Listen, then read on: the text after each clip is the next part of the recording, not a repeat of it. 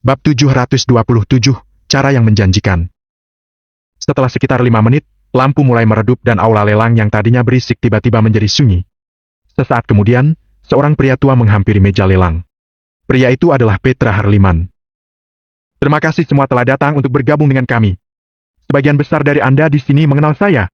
Nama saya Petra Harliman, Kepala Juru Lelang Villa 9 Istana, yang bertanggung jawab untuk menjadi tuan rumah dan mengawasi berlangsungnya pelelangan hari ini.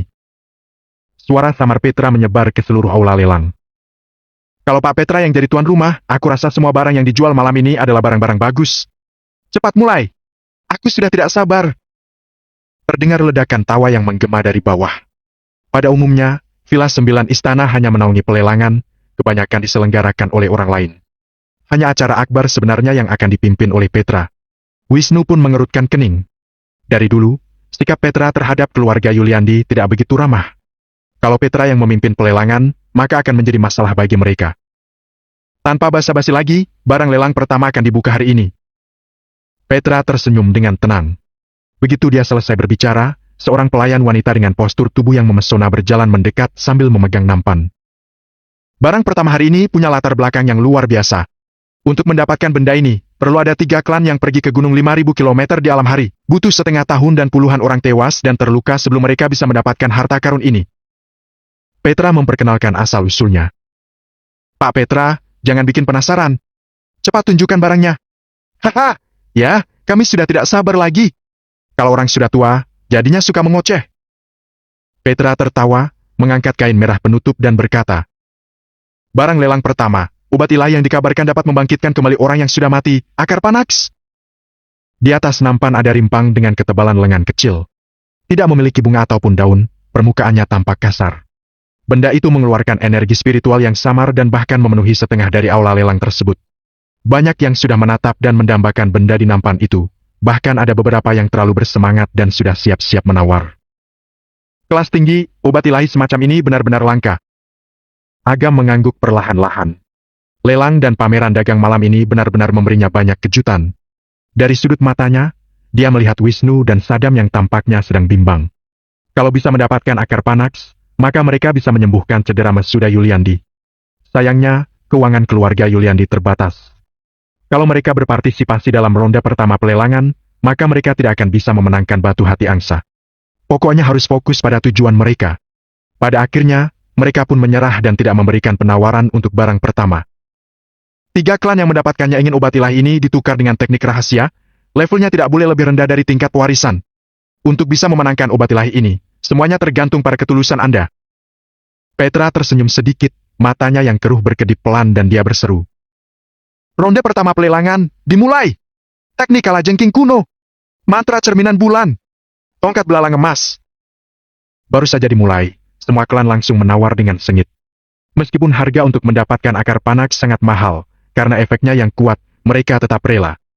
Siapapun yang bisa mendapatkan obat ilahi tersebut, maka bisa menjadi seorang kekuatan besar alam langit dan melanjutkan kekuatan klan selama puluhan tahun. Pertukaran seperti ini sangat sepadan bagi mereka semua.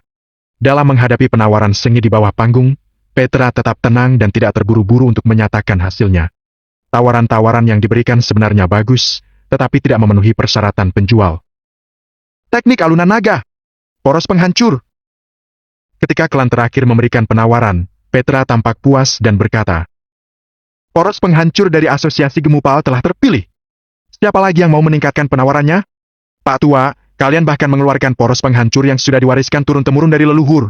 Kalian benar-benar nekat sekali. Tatapan semua orang tertuju pada seorang lelaki tua berjas ungu. Lelaki tua itu pun berkata dengan santai. Teknik rahasia ini adalah benda mati, tetapi orang-orang masih hidup. Asosiasi Gemupal harus mendapatkan akar panax. Aku harap kalian akan memberi kesempatan. Setelah ini aku akan mendatangi kediaman kalian semua untuk berterima kasih. Petra mengamati sekeliling dan berkata, apa ada orang yang mau terus meningkatkan harganya? Kalau tidak ada lagi, maka akar panax akan menjadi milik Asosiasi Gemupal. Teknik Phoenix Merah. Tiba-tiba, terdengar suara seorang pemuda yang berkata dengan santai. Wajah lelaki tua berjas ungu itu tiba-tiba menjadi kesal, tetapi begitu dia melihat ke arah suara tersebut, dia langsung menelan kembali kata-kata yang baru saja ingin dia katakan. Ternyata yang menawar adalah keluarga Gabino. Lebih tepatnya Rendi. Dia dengan santai menaikkan penawaran dan berkata sambil tersenyum. Keluarga Gabino juga bertekad untuk memenangkan akar Panax. Tolong mengalah dan berikan kami kesempatan ya. Pria tua dari asosiasi gemupal itu pun hanya bisa mengepalkan tangannya dengan erat, kemudian dia pun mengalah. Sebagai salah satu dari 3 klan utama di kota Yogantara, kekuatan keluarga Gabino tidak bisa diremehkan. Dari segi kekuatan, asosiasi gemupal sama sekali tidak bisa melawan mereka. Selain itu, keluarga Gabino merupakan penguasa daerah lokal dan mendapat dukungan dari klan Wanara. Tidak ada yang bisa menyinggung mereka. Level dari teknik Phoenix Merah sedikit lebih tinggi dari poros penghancur. Penjual barang ini merasa sangat puas dengan metode kultivasi yang ditawarkan. Kalau tidak ada lagi yang menaikkan tawaran, maka akar Panax akan menjadi milik keluarga Gabino. Petra memandang pria tua berjas ungu itu sambil tersenyum. Pria tua itu menghela napas dan akhirnya memilih untuk diam. Lelang ronda pertama telah selesai. Keluarga Gabino mendapatkan akar Panax. Kata Petra, dengan lambaian tangannya, akar Panax terbang ke arah Rendi bersamaan dengan nampan. Rendi menjentikan jarinya dan anak buahnya mengeluarkan sebuah batu roh. Petra memeriksanya sebentar dan menyerahkannya kepada orang di bawah panggung. Dia tersenyum samar dan berkata, "Selanjutnya, barang lelang kedua. Untuk apa keluarga Gabino membeli akar Panax?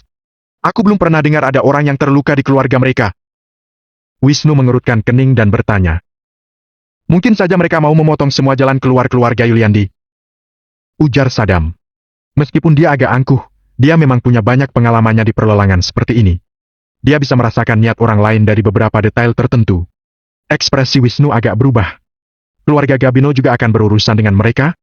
Rendi memainkan akar Panax di tangannya dan menatap Wisnu dengan tatapan menggoda. Ternyata memang begitu. Wisnu menarik napas dalam-dalam, berusaha menekan amarahnya. Dendam karena telah merebut calon istrinya dan karena sudah menjebak keluarganya, pokoknya tidak akan bisa diampuni. Kalau bukan karena aturan balai lelang, dia pasti akan maju dan melawan Rendi sampai mati. Agam melirik ke arah Wisnu dari sudut matanya. Dia tidak buru-buru membantu. Ada beberapa hal yang perlu dipahami sendiri oleh Wisnu. Kalau tidak, maka akan sulit baginya untuk tumbuh dewasa. Bagaimanapun juga, Agam hanya bisa membantu untuk sementara waktu, tidak dapat membantunya seumur hidup. Kalau dia tidak memiliki wawasan yang cukup, bagaimana dia bisa melindungi dan menjaga stabilitas keluarga Yuliandi di masa depan? Namun, Agam tidak berniat melepaskan keluarga Gabino. Itu urusan belakangan. Barang lelang kedua adalah pil penerobos ilahi. Orang yang mengonsumsi pil tersebut kekuatannya akan melonjak drastis. Seorang alam langit umumnya dapat naik 2 hingga 3 tingkatan. Walaupun sudah di kekuatan besar alam langit tingkat 7, tetap bisa naik dari tingkat 7 awal hingga ke tingkat 7 tertinggi. Di alam langit, setiap perbedaan tingkatan jaraknya sangat besar.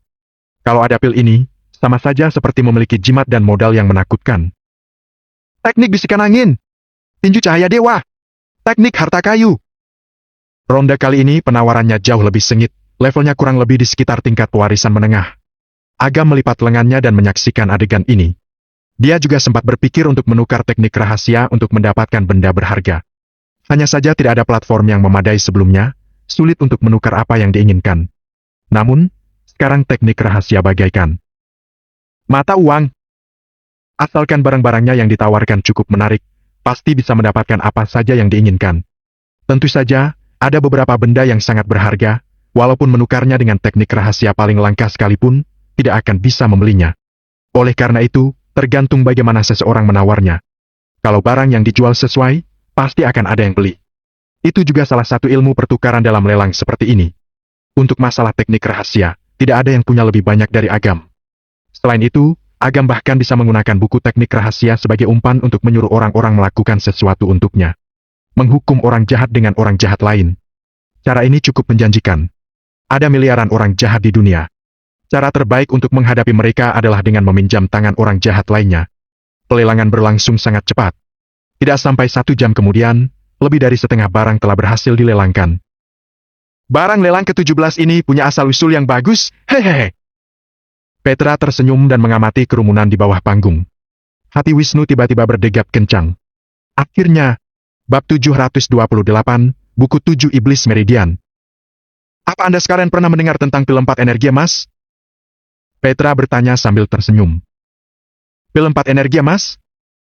Ekspresi semua orang berubah. Jangan-jangan pil legendaris yang dapat meningkatkan kemungkinan bagi seorang guru besar menerobos ke guru utama? Benar. Terdengar beberapa suara tarikan napas panjang di aula itu. Tidak ada yang bisa tenang setelah mendengar ucapan tersebut. Ada sedikit perbedaan antara seniman bela diri kuno dan Master Feng Shui. Seorang seniman bela diri kuno memiliki ambang batas yang lebih rendah dan hanya membutuhkan bakat dan metode kultivasi dalam kuantitas tertentu untuk perlahan-lahan tumbuh menjadi kuat. Namun, berbeda dengan Master Feng Shui. Tidak hanya membutuhkan bakat yang sangat besar, tetapi kekuatan spiritualnya tidak boleh lemah. Peruntungannya harus bagus dan hanya dapat dipelajari jika peka terhadap teknik misterius Feng Shui. Ambangnya sangat tinggi, kesulitan untuk menerobos juga akan sangat sulit. Maju dari guru besar ke guru utama jauh lebih sulit daripada maju dari alam bumi ke alam langit. Dari 100 orang alam bumi tingkat 9, mungkin ada 1 orang yang bisa maju ke kekuatan besar alam langit. Namun, dari 1000 guru besar, belum tentu bisa ada 1 pun yang bisa maju ke guru utama. Oleh karena itu, keberadaan pil 4 energi emas ini akan sangat membantu dan meningkatkan kemungkinan untuk menerobos. Kalau ada klan yang bisa mendapatkannya, setara dengan mendapatkan seorang guru utama lagi. Bagi siapapun, ini adalah godaan yang besar. Pak Petra, bukankah ronde kali ini barang lelangnya batu hati angsa? Kenapa jadi pil 4 energi emas? Petra tersenyum dan berkata, Anda semua tidak tahu. Batu hati angsa sangatlah langka. Efeknya pun jauh lebih kuat dari pil 4 energi emas. Berdasarkan rumor, batu hati angsa tidak hanya bisa digunakan dalam formasi, tetapi juga dapat digunakan untuk menaikkan tingkatan. Intinya, benda ini bisa meningkatkan setengah atau bahkan 1 tingkatan dari alam guru utama. Seluruh hadirin hanya bisa diam. Pil 4 energi emas hanya dapat meningkatkan kemungkinan seorang guru besar untuk menerobos ke guru utama. Sementara itu, batu hati angsa dapat meningkatkan tingkatan dalam alam guru utama. Terlalu kuat. Sebagian besar orang yang hadir adalah klan kecil dengan pengalaman dan kekuatan terbatas. Mereka tidak tahu banyak tentang batu hati angsa. Begitu mendengar deskripsi Petra, semua orang langsung bersemangat dan tidak bisa menahan diri. Orang tua licik ini! Melihat situasi aula yang makin heboh, Wisnu tidak bisa menahan diri dan mengutuk. Batu hati angsa memang langka. Kalau bukan karena kakeknya yang membutuhkan benda itu, mungkin dia juga tidak akan mengetahuinya.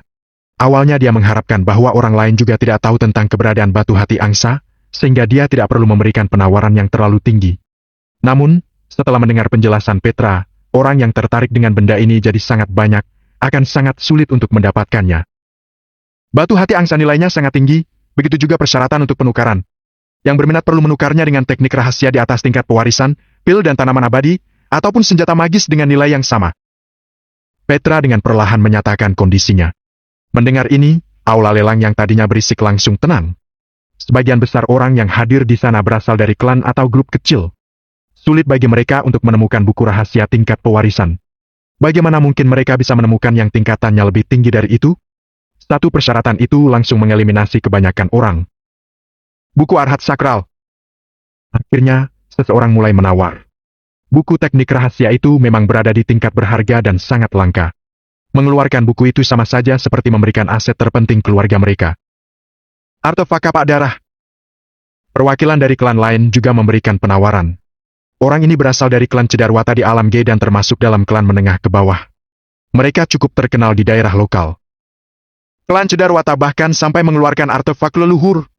Tampaknya kalian benar-benar mau memenangkan batu hati angsa. Seseorang mengucapkan kata-kata sarkasma.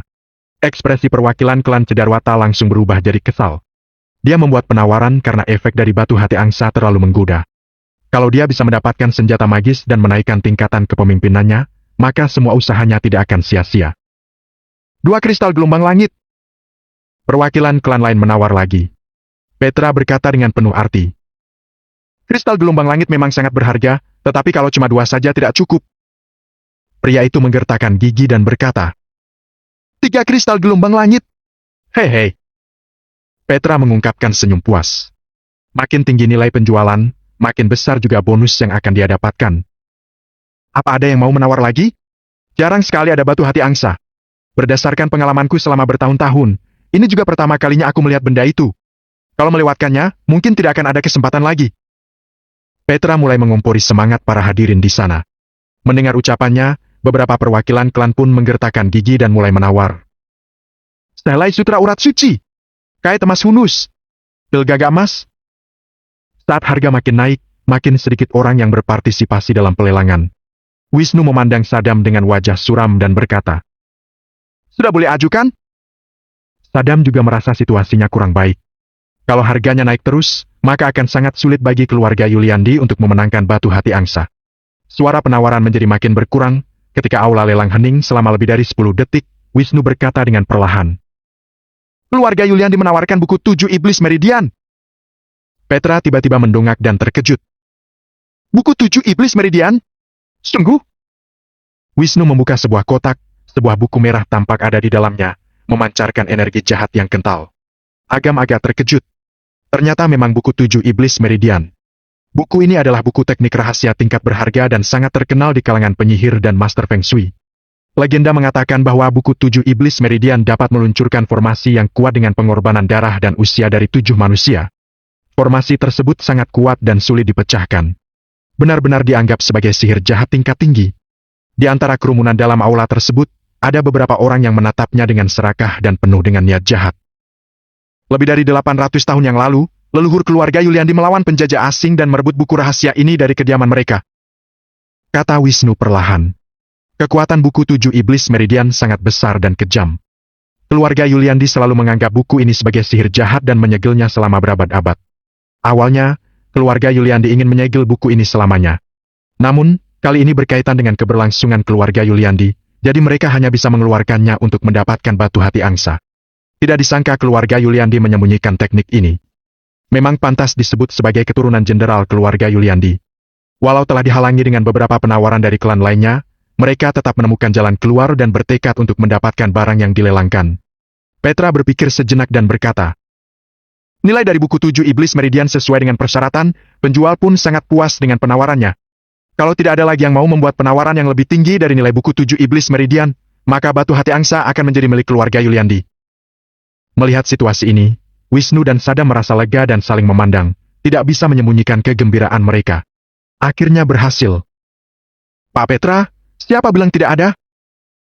Saat itu, terdengar suara santai seorang pria yang mencemooh, ekspresi Wisnu tiba-tiba berubah. Seorang pria tampan di deretan kursi tidak jauh darinya, Wisnu menggertakkan gigi dan berkata, Yuda, aku benar-benar tidak menyangka kalau keluarga Yuliandi yang dikenal sebagai klan yang saleh, malah menyembunyikan formasi yang begitu jahat. Sungguh merupakan penghinaan terhadap nama jenderal keluarga Yuliandi. Yuda tersenyum santai dan menatap Wisnu dengan ekspresi menghina. Jangan-jangan keluarga Yuliandi memang dari awal sudah munafik?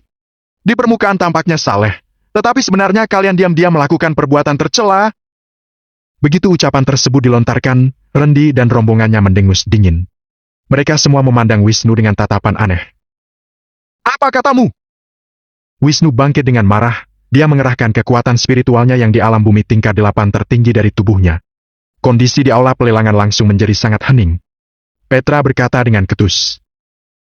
Tuan Muda Wisnu, tolong perhatikan waktu dan tempat, jangan marah di sini. Kalau tidak, aku berhak mendiskualifikasi kamu dari pelelangan. Wisnu mengepalkan tinju, tubuhnya gemetaran karena marah. Dia menggertakkan gigi dan berkata, Pak Petra, kamu juga sudah dengar apa yang dia katakan barusan. Keluarga Yuliandi telah setia selama beberapa generasi dan tidak pernah tunduk pada kekuasaan apapun. Tidak apa-apa kalau cuma menghina aku. Tapi aku tidak bisa terima kalau dia menghina leluhur keluarga Yuliandi. Wancang! Ekspresi Petra makin suram. Ini adalah urusan keluarga Yuliandi. Tidak ada hubungannya dengan pelelangan ini. Duduklah! Begitu ucapannya selesai, kekuatan spiritual dari segala arah aula lelang hampir seketika menekan seperti gunung ke arah para hadirin. Sadam sangat ketakutan sampai wajahnya menjadi pucat dan dia tidak bisa berbicara sama sekali. Namun, dalam sekejap, kekuatan tersebut tiba-tiba menghilang. Hal ini mengejutkan semua orang. Bahkan Petra pun bergumam dalam hatinya. Sejak kapan orang-orang tua itu jadi begitu penyabar? Semua berakhir begitu saja? Namun, apapun alasannya, Petra sudah diam-diam bersekongkol dengan keluarga Rubianto dan merencanakan semuanya. Dia berkata dengan lantang. Keluarga Yuliandi telah melanggar aturan lelang dan pelelangan ronde ini dibatalkan. Bab 729, bunuh. Wisnu sangat marah, tetapi dia tidak boleh semena-mena, takutnya akan menyebabkan masalah bagi keluarga Yuliandi. Aku mau lihat bagaimana keluarga Yuliandi berakhir tanpa bantuan dari batu hati angsa. Yuda tersenyum dengan ekspresi dingin dan mengangkat tangannya. 2 pil magis abadi. Setelah mengatakan itu, dia dengan sengaja menambahkan. Semuanya, ayahku sudah lama mendambakan batu hati angsa dan memerintahkanku untuk mendapatkannya. Aku berharap kalian semua akan memberi muka untuk keluarga Rubianto. Oke? Pil magis abadi memang berharga, apalagi 2 butir, nilainya jadi sangat tinggi. Namun, dibandingkan dengan buku 7 Iblis Meridian, pil tersebut sedikit jadi kurang. Melihat perilaku Yuda yang angkuh, semua orang merasa marah, tetapi tidak berani mengatakan apapun. Keluarga Rubianto adalah klan nomor 1 di kota Yogantara. Dalam beberapa tahun terakhir, klan ini selalu menjadi pusat perhatian dan mereka juga merupakan taipan lokal terkuat. Jelas tidak bijak bila menyinggung klan yang begitu kuat hanya demi batu hati angsa.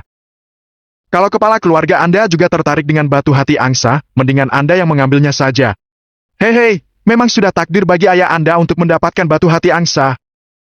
Penonton bergema dan tertawa. Adegan di aula terlihat lebih santai. Karena tidak ada yang meningkatkan tawarannya, batu hati angsa telah menjadi milik Tuan Muda Yuda. Petra melambaikan tangannya dan menyerahkan batu hati angsa kepada Yuda. Meskipun 2 pil magis abadi tidak bisa dibandingkan dengan buku 7 Iblis Meridian dan nilainya lebih rendah, dibandingkan dengan hal-hal yang diam-diam diberikan oleh keluarga Rubianto, Villa 9 Istana masih menghasilkan keuntungan yang besar. Sambil mengelus batu hati angsa, Yuda menatap Wisnu dan berkata dengan sedih. Aku dengar bahwa adikku yang tidak berguna itu sangat menyukai adikmu dan sudah pergi untuk melamar, tetapi sayangnya kalian menolak. Keluarga Rubianto selalu berharap untuk berteman dengan keluarga Yuliandi. Kalau kami berikan batu hati angsa sebagai hadiah pertunangan, keluarga Yuliandi mungkin akan setuju, bukan? Kabar tentang Nevan yang datang untuk menghancurkan keluarga Yuliandi sudah tersebar di seluruh kota Yogantara. Meski kembali tanpa hasil, keluarga Yuliandi sudah tidak jauh dari binasa. Wisnu tidak segan-segan mengeluarkan buku 7 Iblis Meridian yang merupakan warisan leluhur hanya untuk menukarkan batu hati angsa, jelas sekali tidak punya jalan keluar lainnya. Sekarang Yuda malah mengucapkan kata-kata itu di depan umum. Ini merupakan penghinaan besar bagi keluarga Yuliandi. Benar-benar tidak ada ampun. Wisnu mengepal tinjunya erat-erat, kukunya sampai menancap ke dalam telapak tangannya. Akhirnya, dia hanya menghela napas panjang dan kembali duduk. Meskipun di ronde berikutnya ada barang lebih berharga, Wisnu tidak berniat berpartisipasi. Setelah kehilangan batu hati angsa, mereka sudah tidak ada kesempatan lagi untuk menang. Tidak lama kemudian, pelelangan pun selesai. Setelah mengucapkan beberapa patah kata penutup, Petra pergi ke belakang panggung dan melihat beberapa pria tua yang sedang berdiri di sana. Dia membungkuk dalam-dalam dan berkata, "Tuanku, pelelangan sudah berakhir. Penampilanmu bagus." Salah satu pria tua menjentikkan jarinya dan sebuah pil langsung jatuh ke tangan Petra. Petra sangat gembira dan memandang para tetua Villa 9 Istana ini dengan semangat. Pria tua itu berkata dengan samar, "Keluarga Rubianto memberikan pil itu untukmu. Ambillah." "Baik." Petra dengan hati-hati menyembunyikan pil ke sakunya, kemudian ragu-ragu sejenak dan bertanya, "Tuan, kita akan bersahabat dengan keluarga Rubianto, kenapa kita tidak ambil kesempatan di pelelangan tadi untuk melenyapkan Wisnu? Walaupun mengubahnya menjadi orang cacat pun pasti bisa mengurangi sebagian besar kekuatan keluarga Yuliandi. Tentu saja akan sangat menguntungkan bagi hubungan kita dengan keluarga Rubianto." "Diam!" Tiba-tiba, beberapa pria tua itu jadi sangat marah pada saat bersamaan. Aura yang mereka keluarkan membuat Petra terpental puluhan meter ke belakang dan menabrak dinding. Dia jadi menderita luka dalam yang serius. "Apa yang Anda? Jangan pernah menyinggung kejadian barusan, mengerti? Mengerti?" Petra hampir tidak bisa mempercayai mata dan telinganya. Apakah dia berhalusinasi? Para tetua ini merasa takut. Yang benar saja. Dia pun tidak berani berpikir terlalu banyak dan buru-buru pergi dari sana. Setelah Petra pergi, salah satu pria tua menarik napas dalam-dalam dan berkata, "Tadi kalian juga merasakannya, kan? Mengerikan sekali. Hanya dalam sesaat, orang itu benar-benar menghancurkan momentum kita. Kita bahkan tidak tahu di mana orang itu berada. Orang yang dapat punya kekuatan seperti itu pasti sudah mencapai alam langit tingkat 9 atau bahkan lebih tinggi lagi. Sejak kapan orang sekuat itu muncul di kota Yogantara? Apa ini ada hubungannya dengan keluarga Yuliandi?" Seorang pria tua mengatakan ini dengan pelan dan yang lainnya langsung terdiam. Keluarga Yuliandi selalu sendirian dan tidak mau bergantung pada klan tersembunyi. Bagaimana bisa ada orang yang sekuat itu yang melindungi mereka? Kalau mereka benar-benar memiliki orang kuat seperti itu, kenapa mereka harus menanggung penghinaan, membiarkan keluarga Rubianto dan keluarga Gabino mempermalukan mereka di depan umum seperti itu? Benar. Mungkin aksiku yang membuat orang kuat itu tidak senang. Mungkin begitu.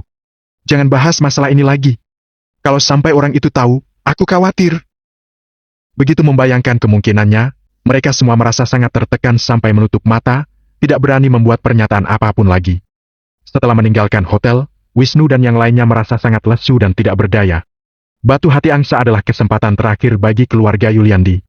Namun, mereka tidak hanya melewatkannya, barang itu malah diperoleh oleh keluarga Rubianto.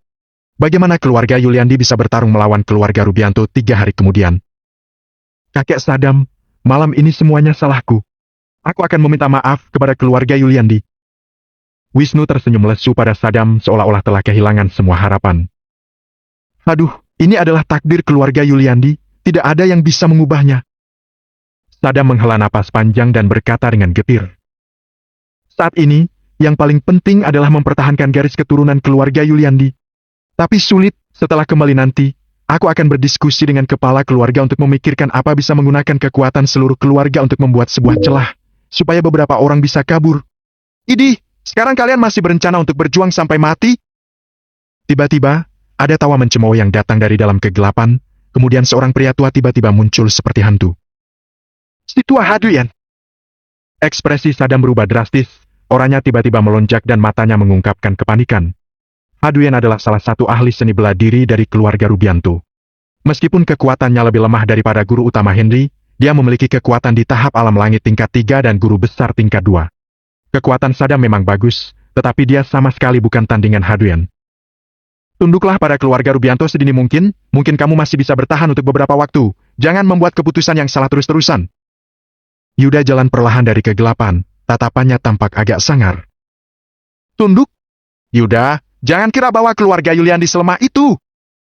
Mata Wisnu memerah, dia menggertakkan gigi dan berkata, keluarga Yuliandi adalah keturunan jenderal keluarga Yuliandi, dan telah diturunkan selama hampir 1000 tahun. Kalau keluarga Rubianto ingin menghancurkan keluarga Yuliandi, kalian juga akan mengalami kerugian besar. Hei, kalau keluarga Rubianto tidak cukup, bagaimana kalau ditambah keluarga Gabino? Suara tawa suram datang dari seseorang yang baru muncul, yaitu Rendi Gabino. Dia maju bersama 2 preman di belakangnya yang tampak sangat. Mereka melihat Wisnu dan yang lainnya seperti binatang yang akan mereka buru dan binasakan. Ekspresi Wisnu langsung berubah. Ternyata benar, kemungkinan terburuk pun terjadi. Keluarga Rubianto saja sudah cukup untuk membuat keluarga Yuliandi putus asa. Kalau ditambah dengan keluarga Gabino, maka keluarga Yuliandi tidak akan memiliki kesempatan untuk menang.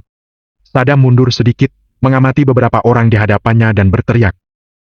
Tempat ini kurang dari 5 kilometer dari kediaman keluarga Yuliandi. Kalau cuma kalian doang masih belum mampu melawan keluarga Yuliandi? Benarkah? Menarik sekali. Kalau kalian meninggalkan kediaman keluarga Yuliandi dan tidak ada dukungan dari formasi, maka akan jadi sasaran empuk bagiku. Siapapun yang datang ke sini akan aku bunuh satu persatu. Yuda tersenyum dengan sinis dan dengan lambaian tangannya, puluhan orang melompat keluar dari kegelapan. Kekuatan mereka semua ada di sekitar alam langit setengah langkah. Merasakan kekuatan yang dilepaskan dari tubuh orang-orang ini, ekspresi Sadam berubah makin suram. Walau hanya beberapa orang saja pun masih sulit untuk dia hadapi, apalagi ada Haduyan yang mengincarnya. Yuda benar. Kekuatan keluarga Yuliandi memang bagus, tetapi kalau mereka meninggalkan kediaman keluarga Yuliandi, kekuatan mereka akan berkurang setidaknya 70 hingga 80%. Kalau dia memanggil pasukan untuk mendukung mereka, itu hanya akan mencelakai lebih banyak anggota keluarga Yuliandi. Selain itu, kalau dia memanggil dukungan, keluarga Rubianto dan keluarga Gabino pasti akan melakukan hal yang sama. Bila itu terjadi, maka keluarga Yuliandi akan berakhir dengan tragis. Sambil menarik napas dalam-dalam, Sadam berkata dengan suara yang dalam. Apa yang ingin kalian lakukan? Kalau mau mengambil nyawaku, ambil saja. Jangan mempersulit generasi muda keluarga Yuliandi. Bab 730, pergi. Untuk apa ambil nyawamu? Memangnya orang tua sepertimu masih ada gunanya? Yuda tersenyum dan mengulurkan tangannya. Kami tidak ingin berperang dengan kalian malam ini. Kami hanya ingin meminjam buku 7 Iblis Meridian untuk dibaca sebentar. Ternyata begitu. Ekspresi Sadam berubah, dia berkata dengan suara yang dalam. Pelelangan baru saja berakhir, kalian malah menghalangi orang di jalan untuk membunuh dan merebut barang. Apa kalian tidak takut akan diminta pertanggungjawaban oleh Villa 9 Istana? Apa kalian tidak takut ditertawai semua orang di dunia? Mendengar ini, Yuda tertawa lepas sampai air mata mengalir dari matanya. Haduyan mencemooh. Sadam, kamu sudah pikun ya? Siapa sih yang tidak tahu situasi keluarga Yuliandi sekarang? Jangankan di tengah jalan, walaupun kami merebut barang-barang kalian di pelelangan, memangnya siapa yang berani menghakimi keluarga Rubianto? Aturan ditetapkan oleh yang terkuat. Kamu memangnya tidak mengerti fakta sesederhana itu? Yuda menggelengkan kepalanya sambil tersenyum dan mencibir. Sudah larut. Serahkan buku 3 Iblis Meridian sekarang juga. Aku akan mempertimbangkan untuk melepaskan kalian untuk sementara. Kalau tidak, tempat ini akan menjadi pemakaman kalian. Kalau kita menyerahkan bukunya, apa kalian benar-benar akan pergi? Sadam menggertakkan gigi. Keluarga Rubianto dan keluarga Gabino mengancam. Kalau mereka tidak menyerahkan buku 7 Iblis Meridian, maka tidak ada satupun dari mereka yang bisa melarikan diri. Tentu saja. Yuda sedikit tersenyum dan berkata, "Aku masih punya integritas kok. Aku harap kalian akan menepati janji." Sadam menarik napas dalam-dalam dan berbalik menghadap ke Wisnu. "Tuan muda, berikan buku 7 Iblis Meridian pada mereka." Wisnu memegang kotak di tangannya dengan erat, matanya sangat galak. "Kakek Sadam, kekuatan buku 7 Iblis Meridian terlalu menakutkan. Kalau sampai jatuh ke tangan orang seperti mereka, pasti akan menyebabkan kekacauan di mana-mana, bahkan keluarga Yuliandi pun juga akan mati mengenaskan. Apa Anda benar-benar berpikir mereka akan menepati janjinya? Kelakuan keluarga Rubianto dan keluarga Gabino selama ini seperti apa? Masa Anda tidak tahu? Anda sudah pikun ya?" Sadam langsung malu dan tersenyum pahit. "Tuan muda, aku juga tahu bahwa ini adalah sebuah taruhan. Tapi sekarang, apa kamu punya cara lain? Lawan!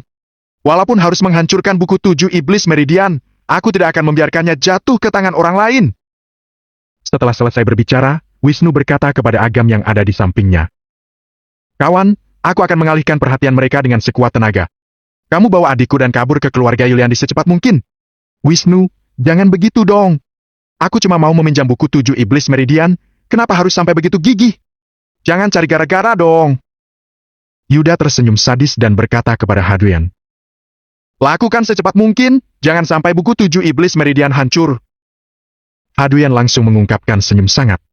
Di saat berikutnya, dia menyerang kepala Sadam secepat kilat. Bunuh Sadam terlebih dahulu, lalu tangkap Wisnu dan adiknya. Dengan cara yang biasa digunakan keluarga Rubianto, mereka akan memaksa Wisnu untuk membeberkan semua rahasia keluarganya. Setelah itu, akan sangat mudah untuk menghancurkan keluarga Yuliandi. Sadam menggertakkan gigi dan mengerahkan semua kekuatannya untuk melawan. Telapak tangan kedua pria tua itu bertabrakan, Sadam pun mundur jauh ke belakang, wajahnya jadi sangat pucat. "Sadam, kenapa harus mempermalukan dirimu seperti ini? Matilah lebih awal, supaya bisa cepat-cepat bereinkarnasi." Hadrian tertawa liar, lalu menggunakan telapak tangannya untuk menyerang dengan serangan yang lebih keras lagi. Melihat Sadam yang kesulitan melawan Hadrian, Wisnu merasa tak berdaya. Dia lebih rela menghancurkan buku 7 Iblis Meridian daripada membiarkannya jatuh ke tangan keluarga Rubianto dan keluarga Gabino. Saat dia hendak menghancurkan buku tersebut, Yuda langsung mengeluarkan perintah dengan berkata, "Maju, ambil buku 7 Iblis Meridian itu." Belasan ahli seni bela diri langsung melesat ke arah Wisnu, kedua anak buah Rendi juga menyerang bersamaan. Aura yang mereka kerahkan tiba-tiba menghapus energi di telapak Wisnu. Energi yang luar biasa menekannya ke bawah. Wisnu tidak punya cara lain untuk bersembunyi. Dia tampak sangat putus asa. Apakah dia benar-benar akan mati? Di saat energi itu akan meledak, sebuah dengusan dingin terdengar entah dari mana. Tiba-tiba, gelombang energi tak terlihat menerjang mereka semua, menghapus semua serangan yang dikerahkan oleh belasan alam langit setengah langkah. Pada saat yang sama, terasa sebuah aura yang menakutkan, dan tekanan tiba-tiba dari aura tersebut menyebabkan orang-orang yang tadinya hendak menyerang langsung muntah darah. Sadam yang sedang berjuang melawan Hadrian pun terpental beberapa meter jauhnya dan langsung muntah darah juga. Dia langsung mendongak dan melihat seorang pria ramping mengambang di udara. Malam sudah sangat larut dan di sana tidak ada banyak penerangan, jadi tidak ada yang bisa melihat wajah pria itu. "Meskipun keluarga Rubianto dan Gabino kuat, bukankah terlalu semena-mena kalau menindas orang lain seperti ini?" Melihat pria kuat yang tiba-tiba muncul, tatapan Hadrian penuh dengan kepanikan. Dia merupakan ahli seni bela diri kuno dari keluarga Rubianto yang telah terkenal selama hampir 100 tahun, tetapi sekarang dia merasa sangat ketakutan, seperti sedang diambang kematian. "Tuan, ini adalah urusan keluarga Rubianto. Saya harap Anda jangan ikut campur. Di masa depan, saya akan sangat berterima kasih kepada Anda." Yuda sedikit mengernyit dan menangkupkan tangannya pada pria di udara. "Keluarga Rubianto? Kalian cuma keluarga kecil yang mengandalkan keluarga Budiono untuk melakukan kejahatan. Baru terkenal sedikit, langsung sombong seperti itu. Apa kalian benar-benar berpikir bahwa tidak ada yang bisa mengalahkan kalian?" Pria di udara tersenyum dingin, dengan satu lambaian tangannya, dia mengguncang Rendi dan anak buahnya dengan kekuatan yang mengerikan. Rendi langsung gemetar ketakutan. Kekuatan seperti itu bahkan lebih kuat dari kakeknya. Siapa orang ini? Kenapa ada orang sekuat itu di kota Yogantara? Begitu melihat pria itu tidak menunjukkan rasa hormat sama sekali kepada mereka, wajah Nevan langsung tampak kesal dan sangar. "Tuan muda, kekuatan orang ini jauh di atasku, sebaiknya pergi dulu." Dia mendengar suara Hadrian, kemudian melihat semua bawahannya yang terluka parah. Dia tahu kalau mereka tetap di sini, mereka semua pasti akan mati. Maaf kalau saya telah menyinggung Anda, saya pergi dulu. Yuda memberikan salam pada pria itu dan hendak pergi, tetapi kekuatan yang dikerahkan oleh pria itu membatasi gerakan mereka. Kemudian, satu persatu harta dan benda berharga dilucuti dari mereka, termasuk batu hati angsa. Bahkan akar panax dan besi meteorit yang sebelumnya diambil oleh Rendi juga dilucuti. Ekspresi Yuda berubah drastis dan dia buru-buru berkata, "Tuan, saya sudah memberikan kelonggaran. Tolong jangan terlalu mempersulit saya. Tawar-menawar denganku." Pria itu tersenyum dingin dan berkata, "Aku akan memberimu 3 detik. Pergilah, kalau tidak, aku akan membunuh kalian. Tuan muda, cepat pergi." Hadwin merasakan niat membunuh pria tersebut. Kalau mereka tidak pergi, mereka akan mati dengan sangat mengenaskan. Yuda tampak tidak rela. Padahal dia ingin mengambil kesempatan ini untuk menghabisi keluarga Yuliandi dan mendapatkan batu hati angsa. Nyatanya, rencananya gagal. Tidak hanya kehilangan batu hati angsa, bahkan beberapa harta lainnya juga diambil. Setelah dia pulang, walaupun dia seorang tuan muda, dia pasti akan dihukum. Kekuatan pria ini terlalu besar. Setelah mempertimbangkan sebentar, dia menggertakkan gigi dan segera memimpin bawahannya untuk pergi. Rendi tidak peduli tentang hal-hal ini. Dia langsung melarikan diri dengan putus asa. Begitu Yuda dan yang lainnya pergi, tekanan energi tersebut pun menghilang. "Kakek Sadam, bagaimana luka-lukamu?" Wisnu langsung bereaksi dan menghela napas panjang lega. Dia segera pergi dan membantu Sadam berdiri. "Jangan pedulikan aku. Cepat, cepat temui orang itu." Sadam mendorong Wisnu dan mendongak. Pria itu ternyata sudah menghilang. "Aduh." Sadam duduk di lantai dengan putus asa dan berkata sambil tersenyum masam. "Aku kira ada orang hebat yang bersedia membantu keluarga Yuliandi. Sepertinya aku terlalu percaya diri." Kalau ada orang hebat yang mau membantu, pasti akan ada kesempatan bagi keluarga Yuliandi untuk bertahan. Sayangnya, orang tersebut hanya lewat saja dan tidak mau terlibat dalam urusan mereka. Bab 731, kabar dari klan Keraton Esterel. "Kawan, tempat ini sudah tidak aman. Ayo pergi." Wisnu membantu Sadam berdiri dan menoleh ke Agam. "Aku agak lapar, kalian pergi saja dulu, nanti aku akan pulang sendiri." Agam tersenyum. Pria tadi adalah Reno yang sedang bersembunyi dalam kegelapan. Ada beberapa hal yang harus dia perintahkan kepada Reno. "Makan! Makan! Makan! Di saat ini, kamu masih berpikir untuk makan?" Mika berkata dengan marah sambil mengepal tinjunya. Padahal awalnya bilang tidak akan meninggalkan keluarga Yuliandi. Barusan mereka hampir mati, tetapi Agam tidak bereaksi sama sekali. Bilangnya sih mau makan, pasti karena takut terkena masalah. Benar-benar pengecut. Wisnu berpikir sejenak dan berkata, "Baiklah, menjauhlah dari kami, mungkin kamu tidak akan terjerat ke dalam situasi berbahaya. Hati-hati ya." Karena khawatir Yuda dan yang lainnya akan kembali lagi, Wisnu tidak mau tinggal di sana lama-lama. Mereka bertiga pun segera pergi. Begitu mereka bertiga pergi, Agam mendatangi sebuah bangku taman dan duduk di sana. Sesaat kemudian, Reno keluar dari kegelapan dan menyapa. "Kepala instruktur, ada rokok?" Agam mengisyaratkan dengan jarinya. "Ada?" Reno baru saja mengeluarkan sekotak rokok di waprang, kotak itu langsung terbang ke tangan Agam. Kemudian, dia memberikan satu batang rokok kepada Reno. Reno berkata dengan tak berdaya, "Kepala instruktur, kamu keterlaluan sekali. Aku sudah tidak merokok selama setengah bulan. Baru saja dapat kotak rokok ini, tapi malah langsung kamu ambil. Merokok tidak baik untuk kesehatan, jadi jangan terlalu sering merokok." Sambil berbicara, Agam menyalakan satu rokok untuk dirinya sendiri.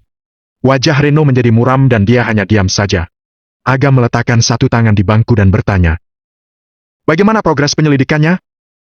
Reno menyalakan rokoknya dengan ekspresi tertekan dan berkata, "Secara garis besar sudah berhasil diselidiki. Keluarga Rubianto bertindak semena-mena seperti ini karena disuruh oleh keluarga Budi Ono. Mereka mau memperluas kekuatan Feng Shui untuk membangun kembali altar tulang belulang. Tidak hanya kota Yugantara, hal serupa juga terjadi di daerah lain, tetapi kota Yugantara adalah tempat yang paling kritis karena sangat dekat dengan bendungan Muara. Tentu saja akan sangat mudah bagi mereka untuk bertindak kapan saja. Selain itu, klan Wanara juga berpartisipasi dalam operasi ini. Alasan mengapa mereka membantu keluarga Budi Ono, untuk sementara masih belum diketahui." Setelah sedikit jeda, Reno mengembuskan asap rokok dan berkata, "Keluarga Rubianto dan Gabino punya kekuatan yang cukup besar. Yang terkuat di keluarga Rubianto saat ini adalah kepala keluarganya, Xavier, yang telah mencapai alam langit tingkat 5 akhir dan guru utama tingkat 4. Tetua agung mereka, Luis Rubianto, kekuatannya adalah..." Sebelum dia bisa menyelesaikan kata-katanya, dia melihat Agam melambaikan tangannya. Reno tertegun dan menggelengkan kepala mentertawakan dirinya sendiri. Ternyata dia yang bodoh. Untuk apa mengatakan semua ini? Memangnya menjadi ancaman bagi mereka?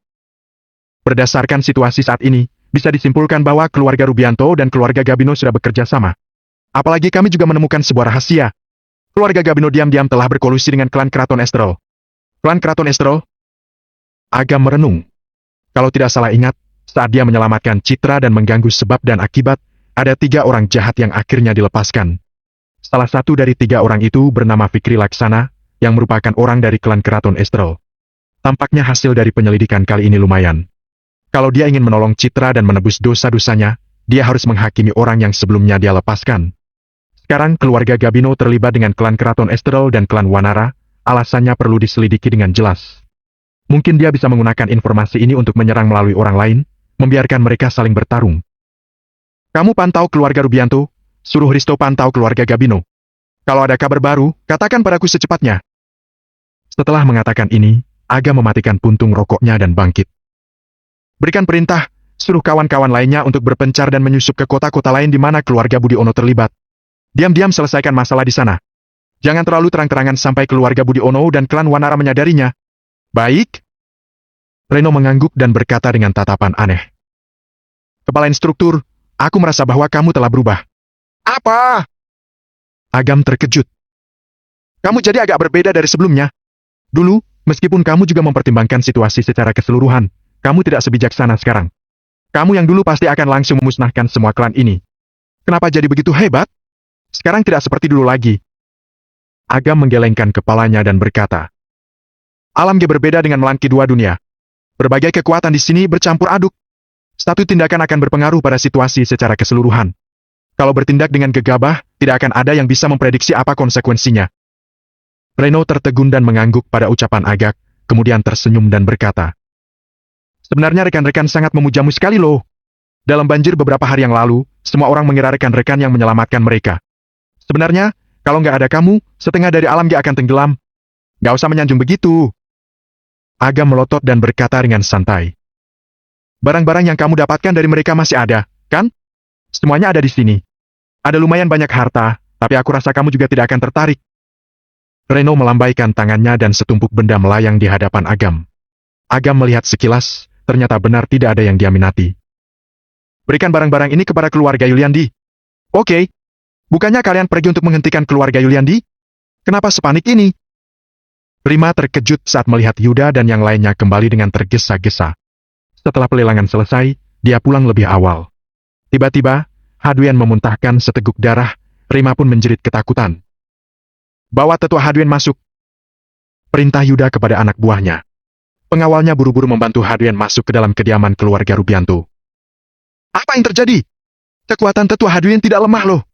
Kenapa dia bisa menderita cedera yang begitu serius? Jangan-jangan ahli dari keluarga Yuliandi juga ada di sekitar? Rima bertanya dengan gugup. Yuda menggelengkan kepalanya dan berkata, Yang melukai tetua Hadwian bukan keluarga Yuliandi. Seharusnya hanya orang yang lewat. Kalau tidak, aku tidak akan bisa kembali dengan selamat. Orang yang lewat? Keluarga Yuliandi beruntung sekali. Kalau bukan karena kejadian malam ini, energi sejadi mereka pasti sudah melemah. Rima bergumam pada dirinya sendiri. Yuda menyentuh dadanya dan diam-diam mengutuk. Sialan! Beberapa harta dan benda berharga direnggut oleh orang itu, dia tidak tahu harus bagaimana memberikan penjelasan kepada kelapa keluarga. Rima melangkah maju dan menyentuh wajah Yuda. Tatapannya tampak sayu, dia pun berkata dengan pelan. Yuda, hari ini aku tidak puas. Bagaimana kalau aku mau melakukannya denganmu lagi? Mendengar ini, Yuda membuang rasa kesalnya. Dia meraih tangan Rima dan berkata, Hari ini kamu kenapa? Aku merasa belum puas. Rima menjilat bibirnya. Dasar genit, bukannya besok kamu mau ke keluarga Gabino untuk bahas pernikahan? Dasar! Kamu kan tahu bahwa aku cuma pura-pura saja. Aku merasa paling bahagia saat bersama denganmu. Yuda tersenyum dan menarik Rima ke semak-semak terdekat. Saat dia hendak memulai, ponselnya berdering. Tuan muda, saya telah menemukan wanita yang ingin Anda selidiki. Namanya Citra Pambudi. Dia berasal dari kota Primadona, Provinsi S. Dia saat ini tinggal di sebuah asrama. Yuda memicingkan matanya. Awasi dia. Aku akan mengurusnya perlahan setelah ini. Baik. Setelah menutup telepon, pikiran Yuda penuh dengan sosok Citra. Tubuhnya terasa panas seperti diselimuti api. Aku sangat merindukanmu. Rima menyentuh tubuhnya dan terlihat mabuk kepayang. Yuda menatap wanita di hadapannya dan langsung merasa sedikit mual. Dia mendorong Rima dengan pelan dan memakai pakaiannya lagi. Rima pun tampak bingung. Yuda berkata, "Ada urusan mendesak. Lain kali saja." Setelah mengatakan ini, Yuda langsung pergi. Rima berdiri di tempat yang sama dengan tubuhnya yang setengah telanjang. Begitu mengingat apa yang dikatakan Yuda di telepon barusan, ekspresi wajahnya berubah menjadi ganas. Wanita murahan mana yang berani merebut pria miliknya? Oke, sekarang dia jadi penasaran, gadis murahan seperti apa yang melakukan ini.